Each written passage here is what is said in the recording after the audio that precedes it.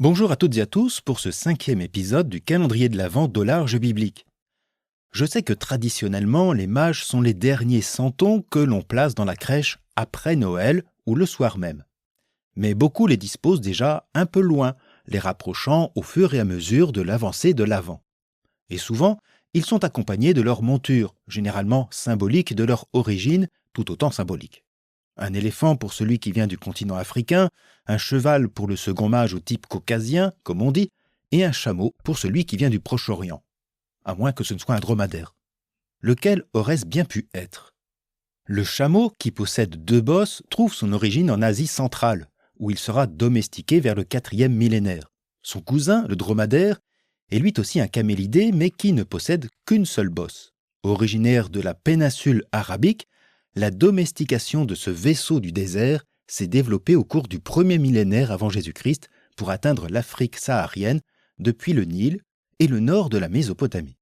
À l'époque de l'évangéliste Matthieu, dans la région de la Syrie et de la Judée, on pouvait ainsi croiser des chameaux, mais plus souvent des dromadaires en raison de sa proximité géographique. Bref, vous l'avez compris, pour les mages venus d'Orient, l'un et l'autre sont possibles, mais Matthieu n'en parle pas. Dans l'Antiquité, les plus anciennes représentations montrent les mages voyageant à pied. Au Moyen-Âge, ils sont très souvent montés sur des chevaux, la monture des rois. Mais rares sont les images du camélidé à leur côté.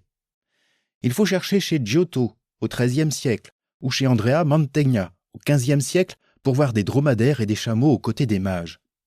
Leur présence va se développer avec l'influence de l'orientalisme du XIXe siècle et se populariser avec les crèches domestiques.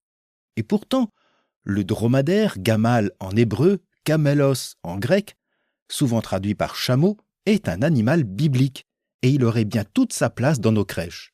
Ah, quel chameau ce Matthieu de l'avoir oublié dans son récit. En effet, dans la Bible, l'animal est associé au patriarche Abraham, cadeau que lui fit Pharaon en guise de dédommagement. Ce sont aussi ces chameaux d'Abraham qui serviront à aller chercher Rebecca, la future épouse de son fils Isaac. Le dromadaire, c'est un peu la monture des patriarches nomades. Mais ce n'est pas seulement une monture qui sert au transport des marchandises, notamment lors de longs voyages difficiles. Il est le signe de la richesse et du statut social important de son propriétaire. La Bible, au 2e livre des Rois, raconte l'histoire de Naaman, venant voir le prophète Élisée pour être guéri de la lèpre. Pour montrer sa puissance, ce général des armées araméennes vient avec 40 chameaux. Ainsi, la Bible fait mention d'un important et riche personnage venant d'un pays lointain, venu pour voir un roi tout aussi puissant et surtout reconnu pour sa sagesse. Il s'agit de la reine de Sheba ou la reine de Saba. Le livre des Rois, au chapitre 10, raconte. La reine de Saba avait entendu parler de la renommée que Salomon devait au nom du Seigneur. Elle vint le mettre à l'épreuve par des énigmes. Elle arriva à Jérusalem avec une suite très imposante, avec des chameaux chargés d'aromates, d'or en grande quantité et de pierres précieuses. Signe de la bénédiction divine en faveur d'Abraham et de ses fils, monture de la puissante reine de Saba pour rendre hommage au roi Salomon, vaisseau de l'équipage de Naaman désirant être guéri par le prophète de Yahvé Élisée, le chameau ou le dromadaire a toute sa place dans votre crèche, même s'il est absent des évangiles de la Nativité. Sa présence symbolique rappelle ce long voyage des mages et leur présent destiné à un roi qui vient de naître, comme l'évoquent par ailleurs des versets du psaume 72. Les nomades s'inclineront devant lui, les rois de Tarsis et des îles enverront des présents. Les rois de Saba et de Sheva paieront leur tribut. Tous les rois se prosterneront devant lui, toutes les nations le serviront. Je ne sais pas s'il est nécessaire d'avoir quelques dromadaires ou chameaux pour transporter or, myrrhe et encens.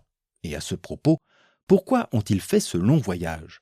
Était-ce simplement pour offrir des cadeaux à un supposé roi qu'ils ne connaissaient pas, sans même faire appel à un service de livraison ? Que cache donc l'histoire de ces présents ? On se dit donc à demain pour résoudre cette énigme en écoutant le prochain épisode de ce calendrier de l'Avent.